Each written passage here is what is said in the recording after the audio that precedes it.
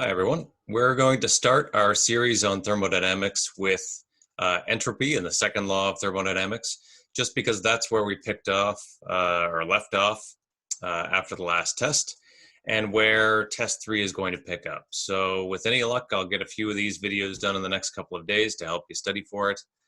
If not, all of this should already be in your notes because we did talk about everything in class. This is just a repeat of all those lectures. So let's begin. Second law of thermodynamics. So what are we really interested in when we talk about thermodynamics? We're interested in thinking about whether or not a reaction is possible and what conditions we need to make it in order for that reaction to occur. So when we say, is it possible? Well, most things are possible given enough energy, but what conditions does it become spontaneous? So the conditions in which the reaction is just going to flow without having to continually add more energy to it. What else do we want to know? If it is spontaneous, and actually even if it's not, we can predict the ratio of products to reactants at equilibrium. You might remember that constant has a name, or at least we've seen it before, where K is the concentration of products over reactants. So eventually we're going to find some relationship between the thermodynamic processes and spontaneity and this value right here. What it can't do, what it really can't tell us, is to predict the rate of a reaction. So even if a reaction, a particular chemical function or process is going to happen all by itself, it really doesn't let us know how much time we're going to have to wait before that process begins. The classic example that I think everybody uses is the fact that so the carbon turning from diamond into graphite is a spontaneous process, but your diamond rings and jewelry aren't at any kind of risk because the time scale that it takes for diamond to transform back into graphite is on the order of millions or billions of years to have any kind of visible effect. So it's not something we have to worry about because the kinetics, the rate of that reaction, is so slow, even though it is a spontaneous and favorable thermodynamic reaction. Okay, so when we look at spontaneity, we're looking at anything that can occur without outside intervention once the conditions of its initiation have been met. Okay, so this might be something where if we're looking at, say, energy, and this is just some sort of reaction coordinate, so we're just going to say whether or not the reactants or products are met. And we start with a set of reactants, A and B, and we're going to end up with some products, C and D. So just the energy is lower for C and D than it is for our reactants A and B. So this would be a thermodynamically favorable process because it's going to end up at a more stable, less energetic position. That's not to say that there doesn't need to be some higher energy transition state. So maybe like A joined with B joined with another A. This is really mechanism dependent, so we can't say exactly what it is. But once that transition happens, now that we've met the conditions that needed for its initiation, now it's going to drop down into the ultimately thermodynamically favorable state. So this would be a spontaneous reaction, even though the energy that it takes for this is really its activation energy, which you might remember. And that really is going to determine the kinetics of it, as well as the mechanism. Okay, so let's see. So according to the first law of thermodynamics, we've already seen that energy is conserved all the time. So whether we're going in a favorable or non-favorable direction, really doesn't matter. Energy is still going to be preserved. Spontaneous change is directional. So that's where we get to say say going from A to B, from A to B, from A and B to C and D is spontaneous. Doing the opposite direction would be non-spontaneous. So what are some examples of spontaneous physical change? Let's see, falling down the stairs, for example. Once you have tripped at the top of the stairs, the rest of that physical process is spontaneous. Tripping at the bottom of the stairs and falling up, even if you do fall up one stair, I mean, I do it pretty routinely actually, but falling up a whole flight of stairs would be a non-spontaneous physical change, and you would have to continually put energy in if you're going to manage that very, very clumsy feat. Other spontaneous physical changes, a cup of coffee going to room temperature. So chemically, nothing's changing, but it's physically getting cooler. It's going from its hot state down towards room temperature. That's going to happen without any kind of extra energy going in.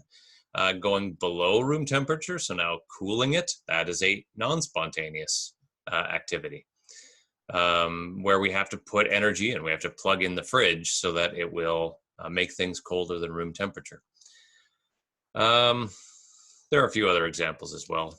Try to think of a few on your own if you can, but that's the idea. So that's something that there is some driving force, or ultimately it's going to be at a lower energy state for the entire system, global system, than it was in the beginning. Spontaneous chemical reactions. These are also directional. So thinking about, oh, well, we do have some examples. Okay, so explosive formation of water by reacting oxygen with hydrogen.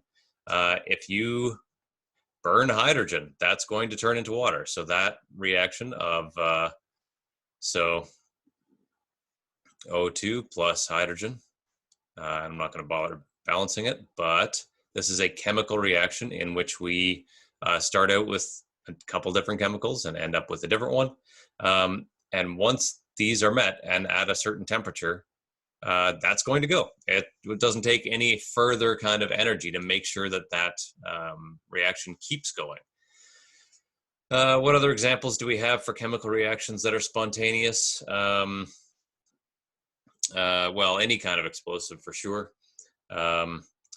But also, well, a good example that maybe turns it on its head is something that doesn't release heat. So think about a cooling bag for sports injuries where it has some chemicals inside it. You just break it up a little bit and then the bag suddenly becomes cooler. So again, it spontaneously cools itself. So this is an endothermic reaction that is also spontaneous. So again, spontaneity and exothermal or endothermal reactions, those aren't necessarily connected. We can have an exothermic reaction like this burning hydrogen, or an endothermic reaction like the cooling bag. And both of those cases can both be spontaneous. We could also have examples of exothermic and endothermic reactions that are non-spontaneous.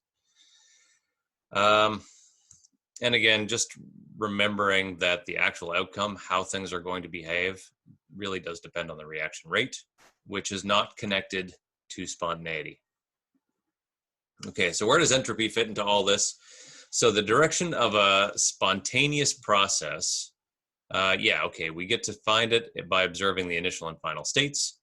Sure, what we're looking at for entropy is really some quantity that's going to help us to determine whether or not a reaction is spontaneous, or we can expect it to happen without any additional energy input.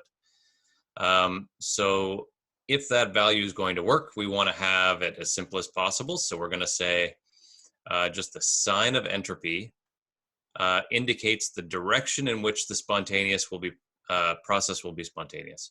So we're going to use the capital letter S for entropy. And if this is greater than 0, that is a spontaneous process. If it's less than 0, then it's a non-spontaneous process. Or we could also look at it, the opposite reaction would be spontaneous. So in the example of oxygen and hydrogen burning to turn into water. That's a spontaneous reaction. Water breaking into hydrogen and oxygen is not a spontaneous reaction.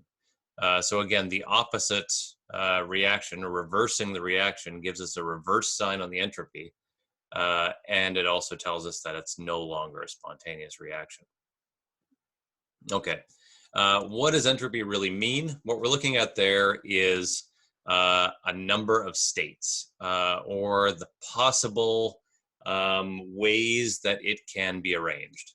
The more freedom of particle motion, so thinking about a gas can move quite freely in 3 dimensions, where a solid is more or less locked in by the bonds or the intermolecular forces that are keeping that molecule in place, or that atom in place. Even like a salt as a crystal, or a salt dissolved in water, where it's much more free to move. There's a lot more ways of being. So that's really at the heart of it. What we're measuring is this, as we look down the page, this number of microstates. So a microstate, you can read that, but really a microstate is just a way of being organized. So we can look at things like position relative to all other atoms and molecules in the system. We can look at velocity. We can look at vibrational energy, so energy or state, rotational state, anything that allows it to move in a different way or to be in a different position is itself a different microstate. We can add dimensions as makes sense to that.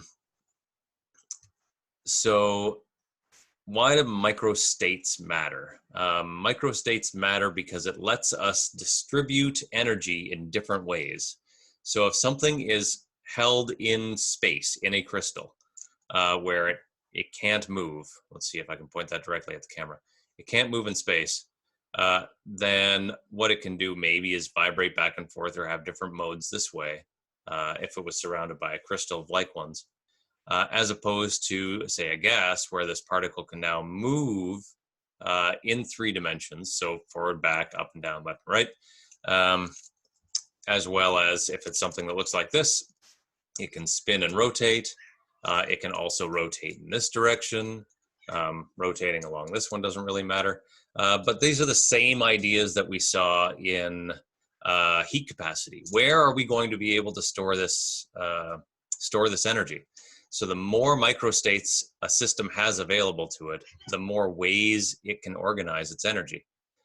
And so it's just more likely to keep those organized in that way. Can you imagine if a gas, all of the atoms in a gas suddenly together only store their energy, say, just in one directional motion? So that would mean all of the gas in a room only going to one side of the room.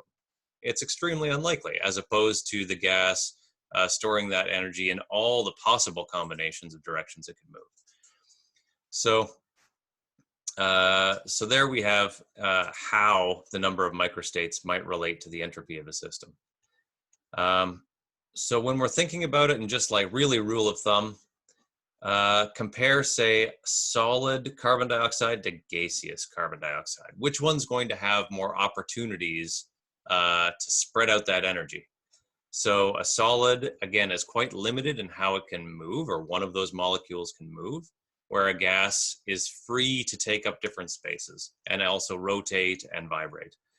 So here we're going to have the change in entropy is going to be greater than 0. It's going to go up. Alternately, if we have a gas that then turns into a liquid, here we have very few bonds that are going to be keeping those molecules contained or limiting in their freedom of movement. Where in a liquid, we have all of the hydrogen bonding that's going to keep that water contained to certain directions. So here we would have a change of entropy is less than 0. Same thing here. So now we're going from 1 mole of gas into 2 moles of gas, and we'd expect the entropy to rise. Okay, so that's where we're going to leave off this first introduction to entropy, and we'll carry on looking at how that can affect spontaneity and what we can use it for as a measure in future videos. Okay, well, thanks for watching, and we'll see you again soon.